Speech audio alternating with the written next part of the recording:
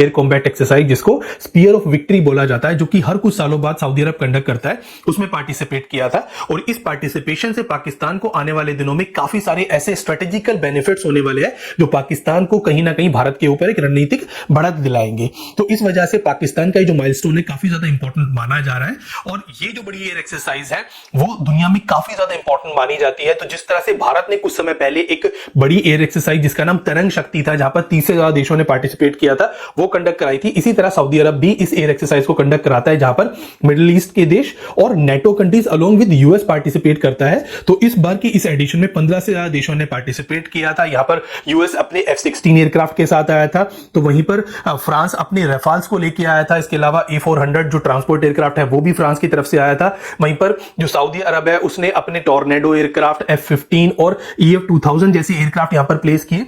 पाकिस्तान ने यहां पर अपना JF-17 का लेटेस्ट वेरिएंट JF-17 ब्लॉक 3 जो एयरक्राफ्ट है उसके साथ यहां पर आया था। वहीं यूके अपना टाइफून और यहां पर अपने टॉर्नेडो जैसे एयरक्राफ्ट को लेकर के आया था। तो कुल मिलाकर के जितनी भी बड़ी बड़ी यहां पर देश है, और स्पेशली जो यूरोप की जो बड़ी बड़ी एयरफोर्सेज है वो यहां पर आई थी। काफी सारे देश ऐसे भी थे जो कि एज अ ऑब्जर्वर यहां पर आए थे, जिसमें ऑस्ट्रेलिया, जॉर्डन, मोरक्को, इटली जैसे देशों का नाम आता है। तो ये सारे देश इस समय जो सऊदी अरब की एक्सरसाइज थी उसमें पार्टिसिपेट कर रहे थे। और ये जो एयर एक्सरसाइज है उससे इन सभी देशों की जो एयरफोर्सेज है उनके बीच में एक समन्वय बनाने के लिए और उनकी जो आपसी उनका बीच में सहयोग है वो बनाने के लिए एक बहुत अच्छा और एक आइडियल एनवायरनमेंट यहां पर क्रिएट हुआ था। और पाकिस्तान को इस सबसे यहां पर बहुत ज्यादा फायदा पहुंचा है। तो इस तरह से आज के हमारे सेशन में हम पाकिस्तान की इसी एक बड़ी एयर एक्सरसाइज में पार्टिसिपेशन के बारे में बात करेंगे, जानेंगे कि पाकिस्तान का ये जो JF-17 ब्लॉक 3 एयरक्राफ्ट है जिसको पाकिस्तान यहां पर लेकर के गया है, ये अपने प्रीवियस वेरिएंट यानी कि JF-17 ब्लॉक 2 से कितना ज्यादा डिफरेंट है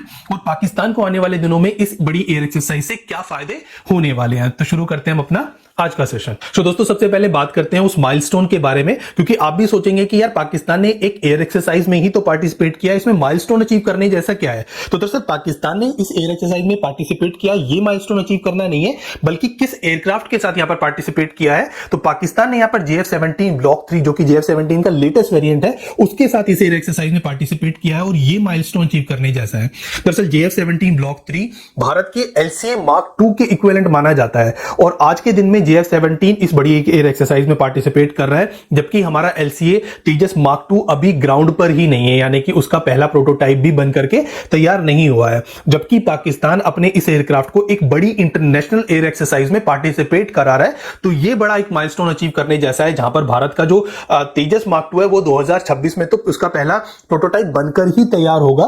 तो उसको इंडक्शन करते करते तो 2030 का जो टाइम है वो भी निकल जाएगा। तो 2030 के बाद ही हम सोच सकते हैं कि जो तेजस Mark 2 है वो कहीं किसी बड़ी एयर एक्सरसाइज में पार्टिसिपेट कर पाएगा। तो ये एक बड़ा माइलस्टोन पाकिस्तान ने अचीव किया है, भारत के ऊपर एक तरह से रणनीतिक बढ़त यहां पर ली है, क्योंकि पाकिस्तान मानता है कि जो उसका ये एयरक्राफ्ट है वो 4.5 जनरेशन का एयरक्राफ्ट है और टॉर्नेडो, टाइफून, रेफाल इन सब के कंपैरिजन का एयरक्राफ्ट है। और जब आप अपने एयरक्राफ्ट को, अपने वेपन को इस बड़ी एयर एक्सरसाइज में पार्टिसिपेट कराते हैं, उन देशों के एयरक्राफ्ट के साथ अगर उसको प्लेस करते हैं तो उसकी मार्केट वैल्यू भी यहां पर काफी ज्यादा बढ़ जाती है। अब इस सब के बारे में डिस्कस करने से पहले मैं आपको बताना चाहता हूं कि JF-17 ब्लॉक 3 जो एयरक्राफ्ट है वो अपने प्रीवियस वेरिएंट यानी कि JF-17 ब्लॉक 2 एयरक्राफ्ट से कितना ज्यादा डिफरेंट है, क्योंकि सभी लोग JF-17 को जंक फाइटर बोलते थे। हालांकि इसका नाम तो जॉइंट फाइटर है बट इसको जंक फाइटर बोला जाता है। बट ये जो नया वेरिएंट पाकिस्तान ने बनाया यानी कि JF-17 ब्लॉक 3, इसमें उन कमियों को काफी हद तक सुधारा गया है जो कि JF-17 ब्लॉक 2 के साथ थी। JF-17 ब्लॉक 2 के तो आए दिन आप भी जानते हैं कि उसके इंसिडेंट होते रहते थे, उसके क्रैशेस तो इस साल भी हुआ है, उसका क्रैश जून के महीने में 2024 में। तो ये जो एयरक्राफ्ट है वो अभी लेटेस्ट एयरक्राफ्ट बनकर के आया है। इसमें काफी सारी ऐसी चीजें हैं जो कि काफी इंप्रेसिव है और माना जाता है कि जो चाइना का J-20 यानी कि जो उसका 5th जनरेशन एयरक्राफ्ट है उसके काफी सारे ऐसे क्रिटिकल डिजाइन एलिमेंट्स हैं जो कि इस एयरक्राफ्ट के अंदर भी यहां पर इनकॉर्पोरेट किए गए हैं। तो इसके अंदर काफी सारी ऐसी टेक्नोलॉजीज यूज की गई हैं जो कि 5th जनरेशन एयरक्राफ्ट के अंदर भी होती हैं। तो इसीलिए इस एयरक्राफ्ट को आज के दिन में पाकिस्तानी एयरफोर्स का काफी ज्यादा लीथल और काफी ज्यादा एडवांस वेपन माना जाता है। इस एयरक्राफ्ट के अंदर पाकिस्तान ने काफी सारे चेंजेस किए हैं। इसके इंजन को यहां पर चेंज किया गया है, जहां पर RD-93MA जो कि RD-93 का एक इंप्रूव्ड वर्जन वर्जन है जो कि रशियन इंजन है वो यहां पर यूज किया गया। हालांकि चाइना ने अपना WS-13 इंजन इसके लिए यहां पर पाकिस्तान को ऑफर किया था, पर पाकिस्तान ने यहां पर रशियन इंजन के साथ जाना ही सही समझा, इसीलिए यहां पर रशियन इंजन को यूज किया गया है। और ये इंजन इस एयरक्राफ्ट को ज्यादा थ्रस्ट पैदा करने में मदद करता है। इसके अलावा इसकी जो पेलोड कैपेसिटी है वो भी इस इंजन के आने के बाद इंक्रीज हुई है। ये एयरक्राफ्ट ज्यादा मैन्यूवरेबल और ज्यादा स्टेबल एयरक्राफ्ट बनकर के उभरा है। इसके अलावा यहां पर जो रेडार है वो भी बदला गया है। यहां पर active electronic scan array radar जो कि चाइना का रेडार है KLJ-7A वो यहां पर यूज किया गया है। और चाइना मानता है उसका ये जो रेडार है वो रशिया के Su-57 के N036 जो रेडार है जो कि फेज रेडार है उससे भी ज्यादा बेटर है। और कुछ एक्सपर्ट ये भी क्लेम करते हैं कि यहां पर जो यूएस के F-35 के अंदर रेडार लगाया गया है जो कि AN/APJ-81 रेडार है उससे भी ज्यादा बेटर है। हालांकि चाइनीज लोगों के जो दावे हैं वो उनमें कितनी सच्चाई है ये तो हम नहीं कह सकते, बट फिर भी यहां पर जो active electronic scan array radar यहां पर यूज किया गया है वो माना जा रहा है काफी ज्यादा कैपेबल है। और इस एयरक्राफ्ट की जो ओवरऑल सिचुएशनल अवेयरनेस है उसको बढ़ाने में यहां पर काफी ज्यादा इसकी हेल्प करने वाला है। कई सारे टारगेट्स को साइमल्टेनियसली ट्रैक एंड उन सभी टारगेट्स को डिस्ट्रॉय करने की कैपेबिलिटी ये रेडार रखता है। इसके अलावा ये रेडार इस एयरक्राफ्ट को कुछ स्टेल्थ कैपेबिलिटी भी प्रोवाइड करता है। तो इस तरह से ये रेडार इस एयरक्राफ्ट की जो पावर है जो उसकी लिथैलिटी है उसको काफी ज्यादा एनहांस करता है। इसके अलावा इसके अंदर न्यू ग्लास कॉकपिट को यूज किया गया। यहां पर head mounted display, head mounted site system, इसके अलावा यहां पर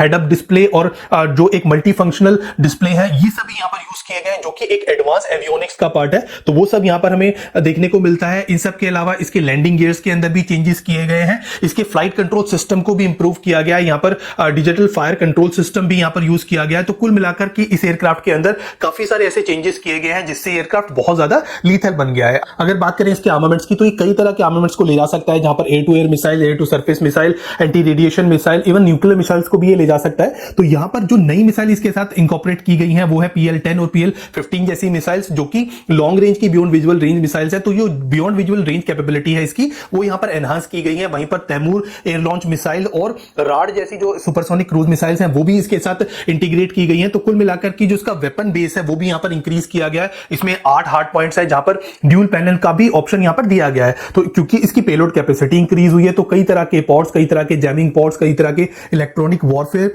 जो से रिलेटेड जो सूट्स है वो यहां पर इंटीग्रेट किए गए हैं और उसकी इलेक्ट्रॉनिक वॉरफेयर जो कैपेबिलिटी है उसको यहां पर एनहांस किया गया है। तो कुल मिलाकर के 4.5 जनरेशन का एयरक्राफ्ट बनाने के लिए जो टेक्नोलॉजीज, जो कैपेबिलिटीज इस एयरक्राफ्ट को प्रोवाइड की जा सकती थी वो सभी प्रोवाइड यहां पर पाकिस्तान ने करने की कोशिश की है। तो इस तरह से पाकिस्तान ने इस एयरक्राफ्ट को आज के दिन में काफी ज्यादा एडवांस और काफी ज्यादा लीथल डेवलप कर लिया है। अब पाकिस्तान ने यहां पर JF-17 ब्लॉक 3 के साथ जब इस एयर एक्सरसाइज में पार्टिसिपेट करने के लिए अपनी एयरक्राफ्ट को भेजा तो पाकिस्तान से सऊदी अरब का जो डिस्टेंस है वो इन एयरक्राफ्ट ने कवर किया। और यहां पर इन एयरक्राफ्ट को एक यूनिक लॉन्ग रेंज जो मिशन है उसको कंडक्ट करने के लिए एक तरह से यहां पर प्रैक्टिस करने का मौका मिला। यहां पर इन फ्लाइट रिफ्यूलिंग की गई। तो पाकिस्तान के इस एयरक्राफ्ट की लॉन्ग रेंज मिशन की जो कैपेबिलिटी है वो इस एयर एक्सरसाइज में पार्टिसिपेट करने से ही प्रूव हुई। इसके अलावा ये जो एयरक्राफ्ट है क्योंकि ये सिंगल इंजन एयरक्राफ्ट है वो ज्यादातर कंट्रीज जो कि किसी एयरक्राफ्ट को किसी दूसरी कंट्री में भेजती हैं वो सिंगल इंजन एयरक्राफ्ट को भेजने से परहेज करती हैं। इसलिए भारत भी अपने ज्यादातर सिंगल इंजन एयरक्राफ्ट को जैसे कि मिराज है उसको इतनी दूर की फ्लाइट्स के लिए नहीं भेजता। हमने ज्यादातर आज तक अपने जो एयरक्राफ्ट भेजे भी हैं उसमें सुखोई को हम भेजते हैं जो कि डबल इंजन है, या फिर जैगवार को भेजते हैं वो भी एक डबल इंजन एयरक्राफ्ट है। तो ये सिंगल इंजन एयरक्राफ्ट को इतनी दूर की फ्लाइट पर भेजना भी एक माइलस्टोन अचीव करने जैसा ही है। इसके अलावा अगर आप इस पिक्चर में देखें तो इस पिक्चर के अंदर आपको दिखाई देगा JF-17 के साथ रफाल, टाइफून, यहाँ पर टॉर्नेडो, F-16, F-15 इस तरह के एयरक्राफ्ट है। अब ये जो वेस्टर्न एयरक्राफ्ट है इनके साथ जब JF-17 ने यहाँ पर इस एयर एक्सरसाइज के अंदर पार्टिसिपेट किया है तो ऑब्वियसली बात है कि यहाँ पर इंटर ऑपरेबिलिटी के लिए यहाँ पर काफी सारी ज्वाइंट फ्लाइट्स भी यहाँ पर कंडक्ट की गई होंगी। और जब ये ज्वाइंट फ्लाइट्स यहाँ पर कंडक्ट की गई तो पाकिस्तान को कुछ हद तक रफाल जो कि भारत का लेटेस्ट वेपन है और भारत मानता है कि ये भारत के फ्लीट में सबसे एडवांस वेपन है, उसकी कहीं ना कहीं उसके साथ प्रैक्टिस करने की यहाँ पर एक अपॉर्चुनिटी पाकिस्तान को मिली। तो पाकिस्तान ने यहाँ पर रफाल के साथ, यूरोफाइटर टाइफून के साथ, F-15, F-16 जैसे एयरक्राफ्ट के साथ यहाँ पर जब इस एयर एक्सरसाइज को कंडक्ट किया होगा तो रफाल की कमियां, उसकी स्ट्रेंथ पाकिस्तान ने बहुत हद तक जज कर ली होगी। अब आप मुझे बताइए कि आपको कोई एयर एक्सरसाइज को पिछले कई सालों में याद आती है जहां पर भारत ने JF-17 या उसके किसी वेरिएंट या फिर किसी चाइनीज एयरक्राफ्ट इवन J-10C के साथ भी कहीं पर ज्वाइंट एक्सरसाइज में पार्टिसिपेट किया है? भारत ज्यादातर अमेरिकन एयरक्राफ्ट के साथ किसी एयर एक्सरसाइज में पार्टिसिपेट करता है, वेस्टर्न एयरक्राफ्ट के साथ पार्टिसिपेट करता है। तो भारत को किसी भी चाइनीज एयरक्राफ्ट के साथ एक्सरसाइज करने का कोई भी एक्सपीरियंस आज के दिन में नहीं है, जबकि पाकिस्तान के पास हर एक इंडिया के जो वेपन्स हैं उनके साथ एक्सरसाइज करने का एक ब्रीफ जो एक एक्सपीरियंस है वो पाकिस्तान ने ऑलरेडी ले लिया है। और शायद कहीं ना कहीं पाकिस्तान पाकिस्तान को इस चीज का फायदा जो बालाकोट एयर स्ट्राइक के बाद पाकिस्तान ने रिटेलिएट किया था, जहां पर जिसको ऑपरेशन स्विफ्ट रिजॉर्ट बोला जाता है, उसके दिन यहां पर मिला था। क्योंकि बहुत सारे आप में से भी अब इस चीज को लेकर के मुझे गालियां देंगे कि भारत का होकर के मैं ये क्या बात कर रहा हूं। तो देखिए, भारत का तो जरूर हूं, बट यहां पर कुछ कमियां और कुछ अपनी फेलियर्स को भी यहां पर एक्सेप्ट करना चाहिए। क्योंकि स्विफ्ट रिजॉर्ट में बहुत हद तक अगर आप कहें तो भारत का उस दिन एक बुरा दिन था, और भारतीय एयरफोर्स ने जो ऑपरेशन बंदर में यहां पर अचीव किया था वो यहां पर सेकंड डे पर, यानी कि जो ऑपरेशन स्विफ्ट रिजॉर्ट था उसके दिन बहुत हद तक भारत ने काफी सारी चीजें लूज की थी। भारत ने अपना ही एक जो हेलीकॉप्टर है वो अपनी मिसाइल से मार गिराया था, जिसको ब्लूज ऑन ब्लूज बोला जाता है इंसिडेंट में, तो वो यहां पर हुआ था। इसके अलावा पाकिस्तान के एयरक्राफ्ट आए और पाकिस्तान के एयरक्राफ्ट बिना किसी डैमेज के वापस भी चले गए। हमने अभिनंदन वर्धमान के एयरक्राफ्ट को और अभिनंदन वर्धमान को भी ऑलमोस्टली यहां पर खो दिया था। उस दिन हमारे जो मिशन थे वो बहुत हद तक उस तरह नहीं चले जिस तरह हमें उनको चलाना चाहिए था। बेस्ट केस सिनेरियो तो तब होता है जब पाकिस्तान के एयरक्राफ्ट हमारे एयर स्पेस में एंटर करते और हमारी जो सरफेस टू एयर मिसाइलें हैं, जो हमारे एयर डिफेंस सिस्टम है, वो पाकिस्तान के 2 या 3 एयरक्राफ्ट को मार गिराते। अभिनंदन वर्धमान अपनी डॉग फाइट में अपने जहाज को बचाते हुए पाकिस्तान के एक एयरक्राफ्ट को मार गिराता, और वो पाकिस्तान की बजाय इंडिया की टेरिटरी में अगर गिरता तो तब हम कह सकते थे कि भारत ने इस मिशन में पूरी तरह सक्सेस को अचीव किया है। पर अनफॉर्चुनेटली ऐसा नहीं हुआ। तो जो एयर एक्सरसाइजेज होती है वो इसी तरह के मिशंस की प्रिपेयरनेस के लिए काफी ज्यादा जरूरी होती है, और भारत को भी उन सभी देशों के साथ जिनके पास चाइनीज वेपन्स है, चाइनीज एयरक्राफ्ट है, या फिर पाकिस्तान के जो एयरक्राफ्ट है वो अगर उन कंट्रीज के पास है तो उनके साथ यहां पर भारत को भी एक्सरसाइज करनी चाहिए। वैसे JF-17 ब्लॉक 3 भारत के जो LCA तेजस से एक्सपोर्ट के मामले में तो काफी ज्यादा आगे हो चुका है, और बहुत सारे और देश भी अब आगे आने वाले दिनों में आगे आएंगे, क्योंकि इस एयर एक्सरसाइजेज में जब उन्होंने इस एयरक्राफ्ट की परफॉर्मेंस को देखा होगा तो उसकी परफॉर्मेंस देख के, इसका प्राइस देख के और इसकी अवेलेबिलिटी देख करके वो देश जरूर इस एयरक्राफ्ट को लेने के लिए जरूर यहां पर पाकिस्तान के साथ बात करेंगे। ईरान ऑलरेडी पाकिस्तान के साथ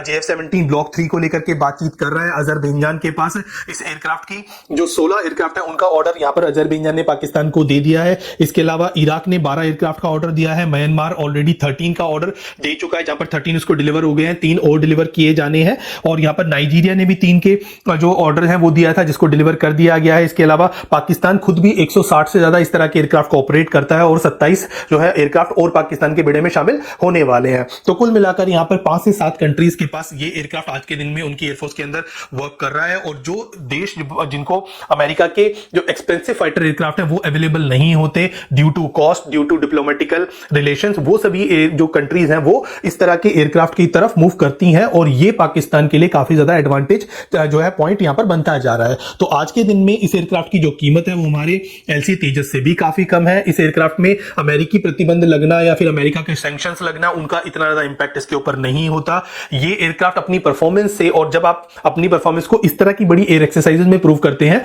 तो आपकी एयरक्राफ्ट की फ्री मार्केटिंग यहां पर होती है। तो कुल मिलाकर के पाकिस्तान ने आज के दिन में अपने इस इंडिजीनियसली बिल्ट एयरक्राफ्ट की मार्केटिंग का जो एक मौका है उसको यहां पर पूरी तरह भुनाया है, और भारत जो कि अभी LCA तेजस के इनिशियल वेरिएंट की ही यहां पर वेट कर रहा है, वो पाकिस्तान के इस एयरक्राफ्ट के लेटेस्ट वेरिएंट से तो अभी काफी ज्यादा पीछे नजर आता हुआ दिख रहा है। और वैसे भी अब ये चीज पूरी दुनिया में जग जाहिर है, और हमारे जो हायर ऑफिशियल्स है एयरफोर्स के वो भी इस चीज को एक्सप्रेस करने से किसी तरह से परहेज नहीं करते। हम सभी ने देखा है जो हमारे एयरफोर्स चीफ है वो HAL चीफ के सामने जिस तरह से अपनी नाराजगी जाहिर कर रहे थे, क्योंकि उस इंसान ने, यानी कि हमारे जो एयरफोर्स चीफ है, जब वो अपनी सर्विस को उन्होंने ज्वाइन किया होगा तब उन्होंने सुना होगा कि LCA तेजस बन रहा है। फिर उसके बाद उन्होंने इवन LCA तेजस प्रोग्राम